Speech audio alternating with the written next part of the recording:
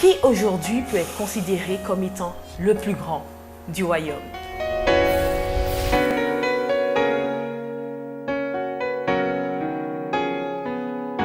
Bienvenue chers amis dans votre émission Autrement dit. C'est un plaisir pour moi en tout cas de vous retrouver en compagnie de Grégory et d'Eddie Michel. Bienvenue à vous deux. Merci. Nous poursuivons donc cette semaine l'étude de l'évangile de Matthieu et précisément nous allons nous attarder au chapitre 18 et 19. D'ailleurs, nous vous invitons à prendre connaissance de ces derniers pour pouvoir suivre les différents échanges que nous aurons à ce propos. Alors, au cours de ces différents chapitres, nous voyons un peu qu'il est question de grandeur. Grandeur des hommes dans le royaume de Dieu. Nous allons précisément décortiquer tout cela au cours de cette étude.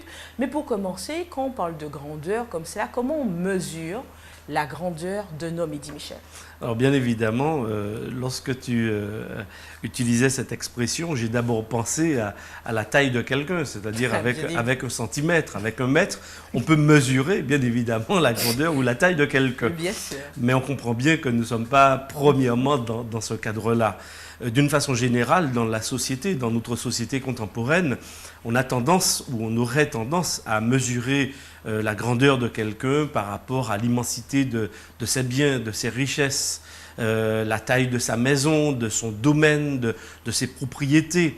Et puis il y a un élément aussi important, c'est la force de son compte en banque. Est-ce que effectivement c'est quelqu'un qui a les moyens financiers pour pouvoir réaliser un certain nombre de choses, pour exercer un certain pouvoir. Mais on parle aussi de la grandeur de quelqu'un par rapport à un statut social. Parfois, certaines personnes peuvent avoir une aura. Ces personnes n'ont pas forcément d'argent plus que cela, mais elles ont un aura, elles ont un savoir-faire, elles ont une certaine manière de se présenter, d'être. Et c'est vrai qu'on mesure, d'ailleurs quand on voit un certain nombre d'acteurs, quand on voit un certain nombre d'hommes politiques, même dans le passé, des hommes qui ont été et qui ont marqué l'histoire, on dit oui, oui, tout à fait, ce sont des hommes de pouvoir à ce niveau-là. Donc il y a plusieurs éléments qui interviennent effectivement aujourd'hui. Maintenant, reste à savoir si ces éléments, ce sont ceux que l'on retrouve dans le texte biblique. Justement, au chapitre 18, verset 1er, on voit que les disciples demandent à Jésus, mais qui donc est le plus grand dans le royaume? Alors là, quel est le sens de la grandeur à ce niveau? Quand la question est posée en tous les cas, on voit que Jésus, comme c'est souvent son habitude, va l'illustrer, pas par une parabole cette fois-ci, mais en faisant appel à un enfant pour montrer que voici la vraie grandeur. Et justement, ça va à l'encontre des critères que nous, dans la société, on a l'habitude d'utiliser pour déterminer qui est grand ou pas. Jésus montre que voici le paradoxe. Si vous voulez être grand, au départ, il faut apprendre à être petit, comme un enfant. Et je pense qu'il prend cet exemple parce qu'il y a vraiment des leçons importantes à apprendre. Et aussi, Jésus connaissait parfaitement le cœur de ses disciples, leur motivation, ce qu'ils recherchaient. Il ne faut pas oublier qu'ils étaient dans un contexte où ils se chamaillaient beaucoup. Ils savaient que Jésus était le Messie et en même temps, ils voulaient avoir une place particulière et privilégiée dans le royaume des cieux. Donc, tout le temps à chercher à être le premier. Et Jésus montre qu'au lieu de vous mettre tout le temps en avant, apprenez à être des serviteurs. Apprenez justement à faire comme moi et surtout à faire comme un enfant. Alors justement, c'est que tu nous dis que Jésus prend l'exemple d'un enfant parce qu'il y a des leçons. Alors, quel type de leçons on pourrait en tirer? Alors déjà, un enfant, c'est un individu qui est innocent, qui est perméable aussi, c'est-à-dire qu'il absorbe facilement les enseignements qu'on lui donne. Et c'est vrai qu'au fur et à mesure, malheureusement, on a l'impression qu'un individu perd ces qualités-là. Un enfant est aussi appelé à être obéissant, à écouter, à se laisser enseigner. Et c'est vrai que cette attitude-là d'humilité, où un enfant est, comment dirais-je, enclin à recevoir un enseignement plus facilement qu'un individu qui pense déjà connaître des choses, et quelque chose dont les disciples avaient besoin de comprendre, de saisir et surtout de mettre en application. Donc des petites choses comme ça qui étaient importantes pour Jésus à démontrer à ses disciples pour qu'ils puissent vraiment changer d'état d'esprit concernant la vraie grandeur que lui, Jésus, recherchait chez eux. Alors justement, il met en relation la grandeur et le royaume, mais pourquoi cette relation? Que vient faire le royaume dans cette histoire? Et puis de quel royaume? Ce sont justement les disciples qui posent cette question. C'est-à-dire de mon point de vue, ils sentent bien que Jésus est en train de cheminer, parce qu'ils entendent Jésus, même s'ils ne comprennent pas forcément l'objectif de la montée de Jérusalem, à Jérusalem, Jésus dit qu'il va lui souffrir et il va mourir. Eux, de toutes les façons, et quand Pierre va échanger avec Jésus, il va dire non, au contraire, on a un autre projet. Et je pense que les disciples aussi restent campés par rapport à cette position, par rapport à ce projet de voir la grandeur du royaume d'Israël se mettre en place avec ce Messie, avec cet homme justement de pouvoir, cet homme... Le royaume des cieux, c'est le royaume d'Israël alors, niveau des disciples. Alors le royaume des cieux, alors dans les évangiles, on a les deux termes. On a le royaume de Dieu, on a le royaume des cieux. Ce sont des termes qui sont synonymes dans le texte. C'est-à-dire que c'est le royaume que Dieu va mettre en place, c'est celui qu'il vient instaurer.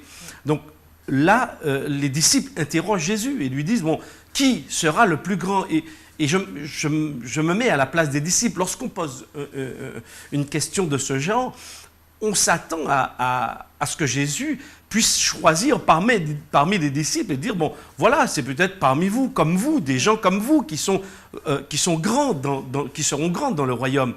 Et puis, paradoxalement, Jésus, il prend un petit enfant.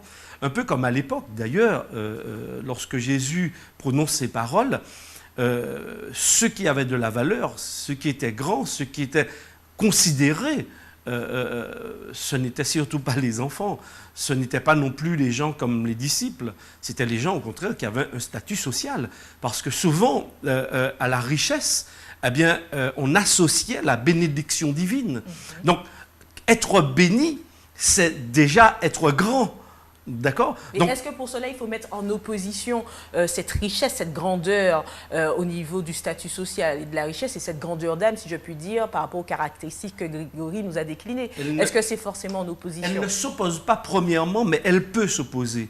On retrouve un certain nombre d'hommes célèbres et importants aussi dans la Bible, comme Abraham, par exemple, comme Job également. Ce sont des hommes qui ont eu d'immenses biens, mais ce n'était pas la priorité dans leur vie, ce n'était pas ce qui leur donnait de la valeur, ce n'était pas ce qui les faisait exister en quelque part. Ailleurs, d'ailleurs, même dans ces chapitres un peu plus loin, on va le voir, il y a un homme quand même qui vient voir Jésus, une certaine prestance, une certaine autorité. Et on va bien voir que la notion de valeur n'est pas là où on le pensait. Donc Jésus a bien fait de ramener les choses, comme Grégory l'a si bien dit, pour permettre aux disciples de réfléchir et d'être un petit peu choqués par rapport à ce que Jésus dit. Parce que souvent, c'est lorsqu'on est parfois choqué, surpris, que l'on commence à réfléchir sur la véritable valeur des choses, sur ce qui, effectivement, peut constituer la valeur et la grandeur d'un individu. Et Jésus va bien ici dire, eh bien, c'est lorsque, comme moi, je vais appeler cet enfant spontanément, il viendra. Bien évidemment, il ne s'agit pas ici d'un tout petit enfant, c'est un enfant qui est en capacité de répondre à l'invitation de Jésus. Et c'est surprenant de voir justement, lorsque Jésus va l'appeler, cet enfant vient au milieu. Et Jésus le place, lui donne justement cette place de choix. Il est au milieu des disciples. Donc je crois que cette capacité à répondre spontanément à l'invitation de Jésus, c'est aussi une marque de grandeur. Jésus met en parallèle quand même, face à l'enfant, la notion d'humilité. Alors, quel message il souhaite faire passer par rapport à la grandeur? Est-ce que, après tout, la grandeur se résumerait à cette caractéristique simplement? En tous les cas, ça en fait partie, je veux bien le croire. Je pense que l'humilité est une des caractéristiques justement qui manifeste la vraie grandeur. Et c'est là qu'il faut faire la distinction, et dit Michel l'a fait, entre la grandeur d'âme et la grandeur des possessions matérielles, qui pour beaucoup représentent justement, comme il a dit, la bénédiction et ce qui fait qu'on est au-dessus des autres. Pour Dieu, il n'y a pas de choses comme ça ou d'approche ou la nationalité ou ces petits détails-là vont différencier quelqu'un. C'est vraiment la personne qui va accepter Christ dans sa vie. Parce que finalement, si on doit parler de grandeur d'âme, et si Jésus la recherche, cette grandeur chez les hommes, c'est parce qu'il a déjà donné le modèle. Lui-même dit qu'il n'est pas venu pour être servi, alors qu'il avait tous les droits pour ça. C'était quand même le Messie, l'élu de Dieu, mais il est venu pour servir. Et ce qu'il demande de nous, c'est de pouvoir le suivre, de pouvoir être des imitateurs. Et les enfants, encore, c'était... j'ai envie de dire, un moyen pédagogique presque choquant, puisque les disciples eux-mêmes avaient déjà eu l'occasion de repousser les enfants, qui pour eux étaient insignifiants, alors que Jésus leur a dit, au contraire, laissez-les venir à moi. Et il prend encore l'exemple d'un enfant pour montrer que, voilà, comme Eddie Michel l'a dit, et c'est très bien souligné, Jésus l'appelle une seule fois et il vient. il vient automatiquement, spontanément, tout comme un enfant le ferait. Et je pense Donc, que cette notion malléable, d'humilité, obéissant, voilà. humble, mais est-ce qu'il y a d'autres Ben, caractéristiques cette humilité encore? dont tu as parlé pour moi est vraiment déterminante. Et d'ailleurs, dans Proverbes au chapitre 15, si je me rappelle bien, la Bible déclare que l'humilité précède la gloire. Donc si on doit chercher une grandeur ou atteindre un certain niveau, il faut déjà apprendre à s'humilier, reconnaître qui on est, notre besoin de cette grâce de Jésus et vraiment laisser Dieu nous changer, nous modeler et il fera des grandes choses dans notre vie. Et justement, comment ça se construit, cette grandeur d'âme? Eh bien, je crois qu'elle se construit en tant que chrétien dans une relation de dépendance vis-à-vis de Dieu. Sans cette relation, sans cette dépendance, je crains qu'il n'y ait jamais de grandeur d'âme. On pourrait acquérir un certain nombre de connaissances, de savoir, mais je crois que l'œuvre de Dieu, de la parole même de Dieu dans notre vie, eh bien, justement, elle est transformatrice. Elle a la capacité de nous modeler, de nous façonner, comme Grégory le disait, à l'image de celui que l'on contemple. Et c'est vrai que dans la notion dans l'appel de cet enfant, il y a aussi, de mon point de vue, cette notion de dépendance. Apprendre à dépendre d'eux. Et quand on analyse de près la vie de Jésus, il est en ceci aussi un exemple pour nous de dépendance. Et à plusieurs reprises, Jésus l'a dit, je ne fais pas ma volonté, je ne viens pas faire ce qui me plaît, mais je veux rester dans cette communion, dans ce projet de vie avec Dieu. Et toute la grandeur d'un homme, et d'ailleurs Jésus le dira, ce ne sera pas en fonction des biens qu'il aura acquis, mais justement de cette capacité à marcher avec Dieu. Alors, par rapport à ce que tu dis que la grandeur d'âme, c'est dans la dépendance que l'on peut avoir avec Dieu, mais en dehors de ça, est-ce que la grandeur d'âme ne se construit pas en fonction des épreuves, des réussites, aussi la réaction que l'on peut avoir face à la possession des biens, et est-ce que la grandeur d'âme ne se construit pas aussi par ce biais, il ne développe pas ainsi des vertus au niveau de l'humain? Alors, bien évidemment, je crois que tu as raison de souligner cet aspect. Il ne s'agit pas pour nous de pointer du doigt un certain nombre de personnes, de les rejeter parce qu'elles auraient de l'argent ou des biens matériels ou que sais-je.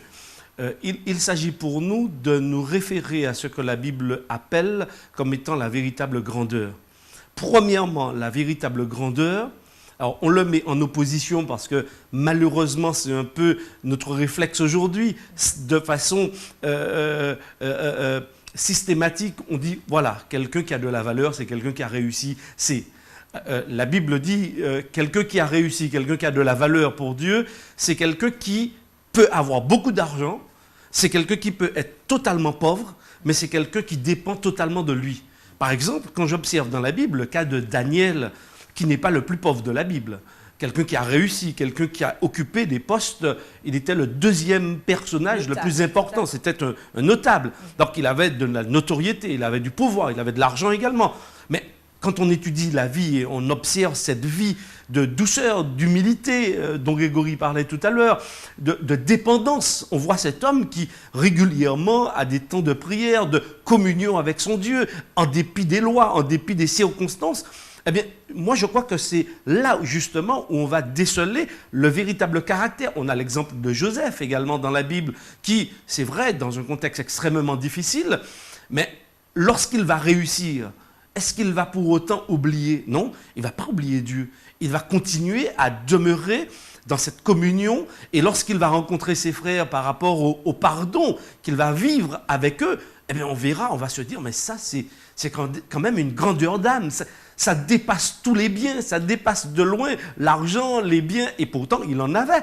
Mais pour moi, ce que je retiens dans la vie au moins de ces deux personnages, c'est justement leur dépendance vis-à-vis de Dieu qui a fait que les circonstances n'ont pas eu d'effet, les circonstances ne les ont pas transformés, mais les a rendus encore plus doux, plus humbles, capables de pardonner et de supporter aussi, parfois même l'insupportable. Par rapport aux deux exemples cités, Daniel et Joseph, que l'issue a été favorable, où ils ont été bien placés. Est-ce que cela signifie que, ma foi, la grandeur d'âme se conclut ainsi par la réussite et que quelqu'un qui cumule les échecs, eh bien, ma foi, c'est même pas parler de grandeur d'âme. C'est ça, on parle de grandeur d'âme et je pense que Eddie Michel a pris de bons exemples.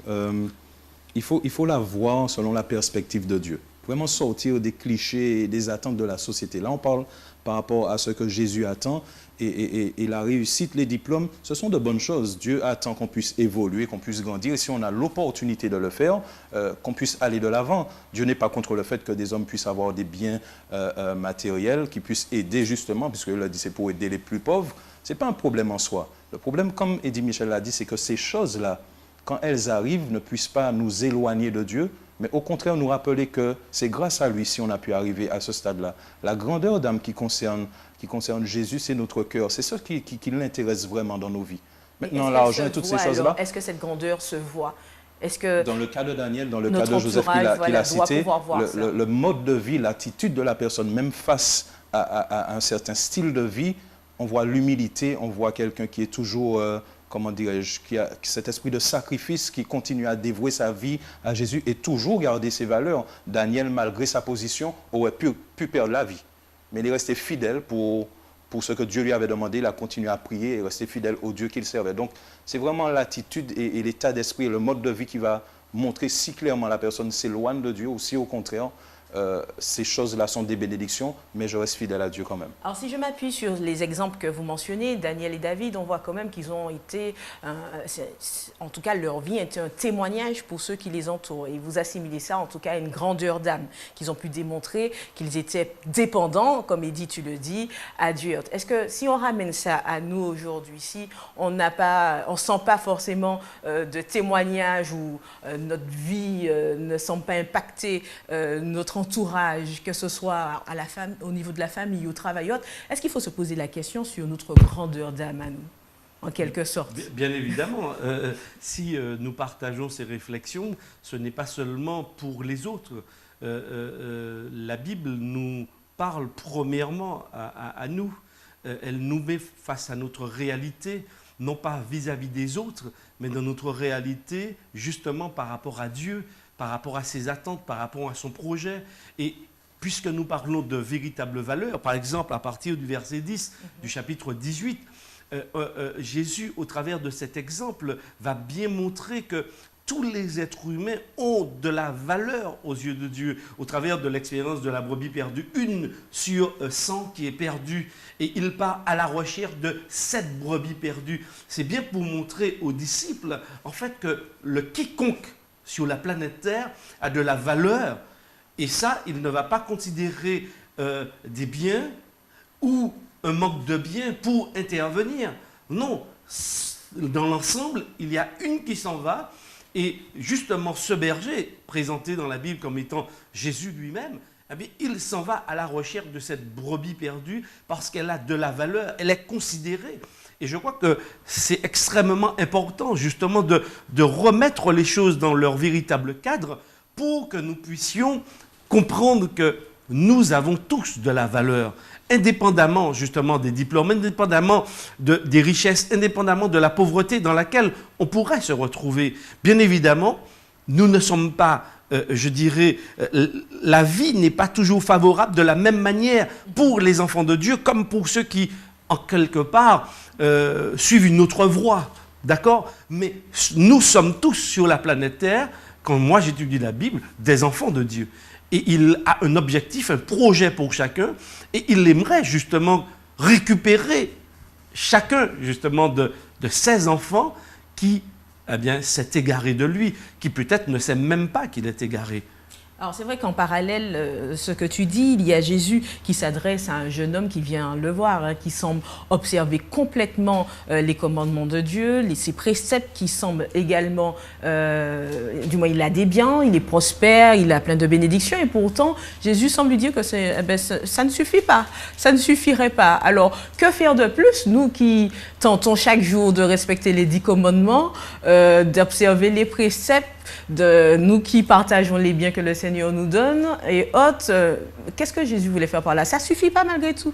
C'est vraiment un beau passage dans la parole de Dieu et je note déjà l'attitude de cet homme et l'approche de cet homme. Il vient et il présente voilà, un petit peu son style de vie, il dit qu'il respecte les commandements. Il pose la question, mais finalement, qu'est-ce qu'il me manque? Voilà. À quoi que lui-même doutait de quelque chose. Je veux dire, si on est rassuré de comment on vit et de comment on est, pourquoi poser la question à savoir est-ce qu'il manque quelque chose? Peut-être qu'il savait qu'il manquait quelque chose et qu'il faisait déjà la bonne démarche. Maintenant, Jésus vient et pointe du doigt et lui a une drôle de réaction à la fin. Et c'est peut-être là où nous devrions nous poser la question en tant qu'individu aujourd'hui.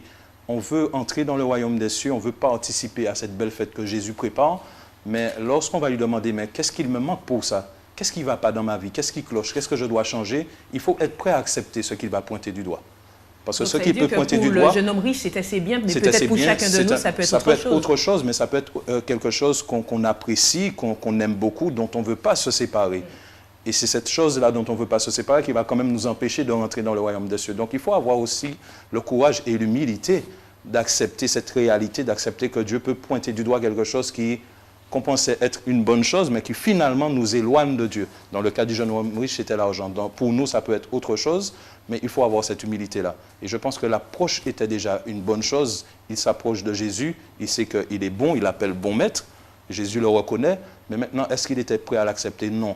La question pour nous, est-ce qu'on est prêt à accepter ce que Jésus va pointer du doigt? Et cette notion d'humilité, cette notion de grandeur d'âme et de dépendance va faire la différence. Tout à fait. Et justement, dans ce récit, il y a aussi des éléments qui m'ont interpellé par rapport à ta première question. Qu'est-ce qui fait la grandeur de quelqu'un? Ici, nous avons au moins, par rapport à l'histoire de ce jeune homme riche, au moins deux éléments. On a le critère de la richesse, d'accord? Et le deuxième critère, c'est celui de l'obéissance au commandement de Dieu. On pourrait se dire, mais tiens, cet homme-là, c'est un grand homme, c'est un homme important, parce que premièrement, il a des richesses, deuxièmement, il est fidèle à Dieu. Et paradoxalement, dans le texte, c'est qu'apparemment, il ne l'est pas du tout. C'est pas que ce ne soit pas suffisant, c'est que ce qui lui manque est l'essentiel. Ce qui lui manque, c'est quoi? C'est justement, comme cet enfant, à l'appel de Jésus, tout laisser et venir. Alors c'est pour ça, et c'est ça la question. On peut se poser la question. Et Jésus permet aux uns et aux autres de comprendre, attention à votre faire. Le faire est important. Je ne suis pas en train de dire que l'obéissance à Dieu, elle n'a pas de valeur. Ce n'est pas ce que je dis. Je dis, attention, est-ce qu'elle est portée par l'amour et par la transformation que Dieu produit dans ma vie, ou est-ce que je le fais pour justement être encore orgueilleux devant Dieu et devant les hommes en disant, voilà, j'ai des biens et je suis en train de faire. Et là, je pense qu'il faut être extrêmement vigilant justement par rapport à cela. Et Jésus dit, non, même si vous pouvez aussi tout laisser, mais ce n'est pas parce que vous aurez tout laissé que vous aurez justement cette grandeur d'âme. Le tout laisser, c'est être quelqu'un qui dépend totalement de Dieu. Alors venons-en aux disciples. Les disciples ont tout laissé. Ils ne laissent pas parce qu'ils veulent obtenir, mais ils laissent parce qu'ils aiment et qu'ils reconnaissent la voix de leur berger, donc ils le suivent. Est-ce que les disciples ont fait comme tu le dis, puisque Pierre surenchérit après, en entendant la réponse de Jésus dire à ce riche que ça ne suffit pas, c'est bien de laisser et tout ça, et Pierre qui dit, oui mais nous qui avons tout laissé, qu'en advient-il de nous? Alors, est-ce qu'eux, ils ne sont pas paumés aussi? Oui, bien sûr. Oui, parce que tout est remis en question par rapport à leurs croyances, par rapport à ce qu'ils savaient et qu'ils considéraient comme étant grand, comme étant beau. Et donc, Pierre, naturellement, il répond justement. Mais en même temps, il faut être extrêmement vigilant. Lui, il n'a pas laissé peut-être cette chose essentielle. Mais c'était quoi? C'était un amour, oui, un égoïsme peut-être exacerbé par rapport aux richesses et peut-être même à l'observation des commandements qu'il avait. Mais il n'avait pas l'amour de Dieu, il n'avait pas l'amour pour Jésus. Et c'est donc, c'est ça la différence. On peut aimer les commandements et ne pas aimer Dieu. Mais Jésus ici interpelle ce jeune homme riche. Tu dis garder les commandements, tu dis les observer, mais est-ce que tu m'aimes moi? Est-ce que tu peux m'aimer moi et ne pas vouloir partager avec les autres? On en a parlé au tout début. Ben oui, Grégory l'a précisément dit. Avoir des richesses, est-ce que c'est pour nous? Est-ce que c'est pour notre orgueil? Est-ce que c'est pour avoir encore du pouvoir? Ou est-ce au contraire, est-ce que cette richesse c'est les motivations en fait, entre les mains de Dieu, d'accord? Entre mes mains, oui, mais je dirais bien plus, entre les mains de Dieu pour faire le bien que Dieu voudrait que je fasse avec cette richesse. C'est ça la question. Et si j'aime suffisamment ce Dieu-là, alors le reste, en fait, et mon attachement au reste sera relatif. Il y a toujours, d'une certaine manière, un attachement, mais il est relatif. Mais je serai premièrement attaché à Dieu. Et je vais d'abord aimer Dieu. Et c'est là où Jésus, je crois, nous interpelle. Oui, et pour aller dans ce sens et faire une ouverture, je vais bien aimer qu'on retourne au chapitre 18 et que l'on parle un peu de la parabole du serviteur impitoyable. Quel lien on peut faire avec cette parabole? Un serviteur qui demande au roi, il n'a pas les moyens de lui rembourser. Voilà, il fait son plaidoyer. Le roi lui accorde, bien sûr, gain de cause. Et voici qu'une autre personne, je vous invite à lire ce paragraphe, une autre personne doit à cette même personne qui vient demander la grâce du roi, et ce serviteur n'accepte pas que la personne qui lui doit de l'argent ne lui rembourse pas, et hop, le tue tout de suite. Alors, quelles leçons, quels liens pouvons-nous faire avec cette histoire qui est très intéressante et que je vous invite à lire d'ailleurs? Je crois que dans cette parabole, Jésus attire l'attention vraiment sur ce besoin en tant qu'individu de manifester de la compassion et aussi le pardon. Je pense qu'il fait appel au pardon, et il montre bien que finalement, des fois, nous sommes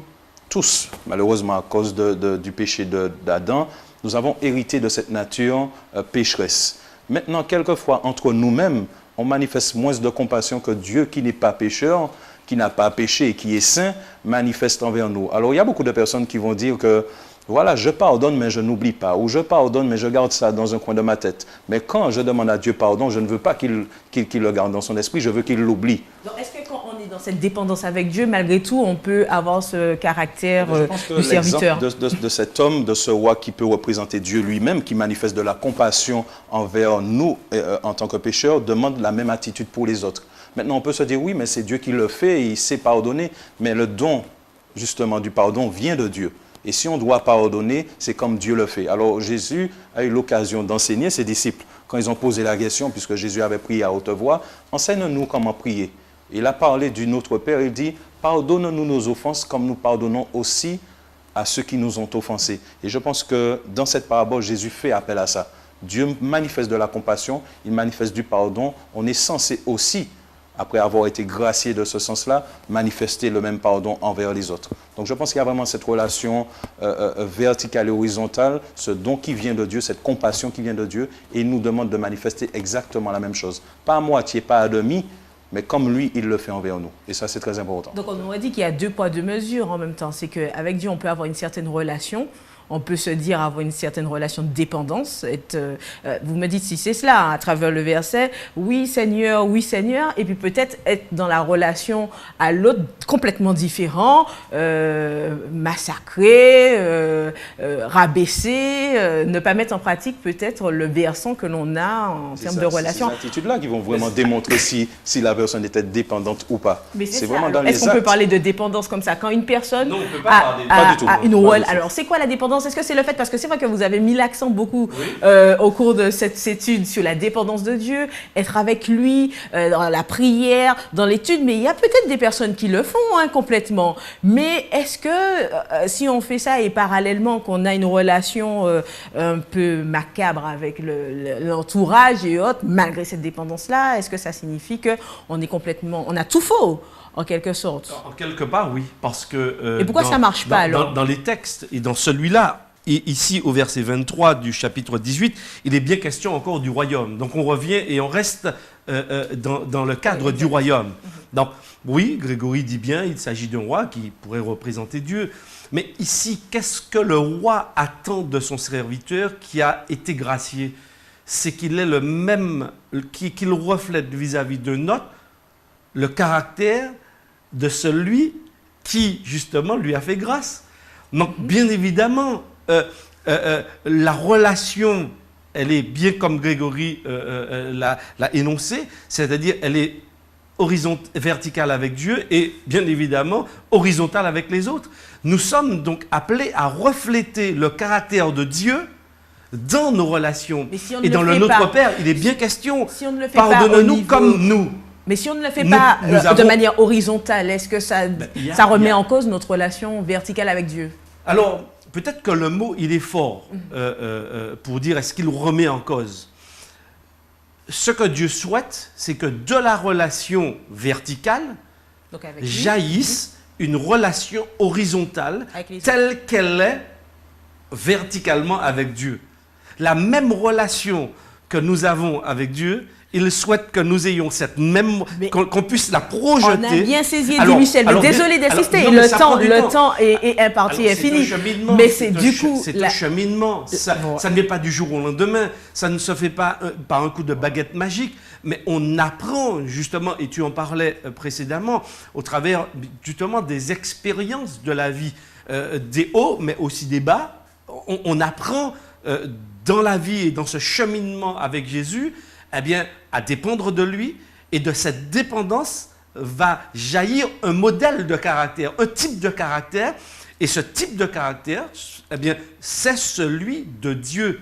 Et quand on cite, et quand j'ai cité Joseph, quand j'ai cité Daniel, j'aurais pu citer d'autres encore, j'aurais pu citer David dans son fonctionnement, j'aurais pu citer Paul, j'aurais pu, même Jacques lorsqu'il parle dans son épître. Est-ce qu'on peut aisément parler à Dieu et rejeter et ne pas faire du bien à celui qui est dans la souffrance, que l'on voit, on doit s'interpeller et se laisser interpeller, justement pour que, eh bien, par la grâce de Dieu et par sa parole efficace, parce que ce qui est extraordinaire avec la parole de Dieu, c'est qu'elle n'est pas inerte, elle est efficace, c'est-à-dire qu'elle est agissante. Donc elle ne peut pas nous laisser tel que l'on est.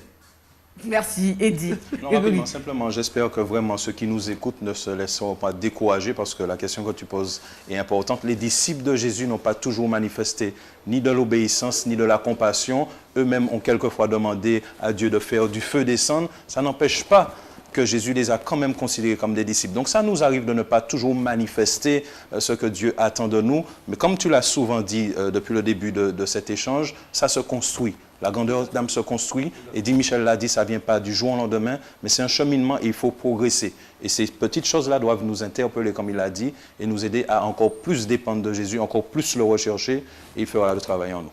Merci à vous deux, en tout cas, pour cette étude. Merci à vous de nous avoir suivis, et nous vous donnons rendez-vous à un prochain numéro d'Autrement dit.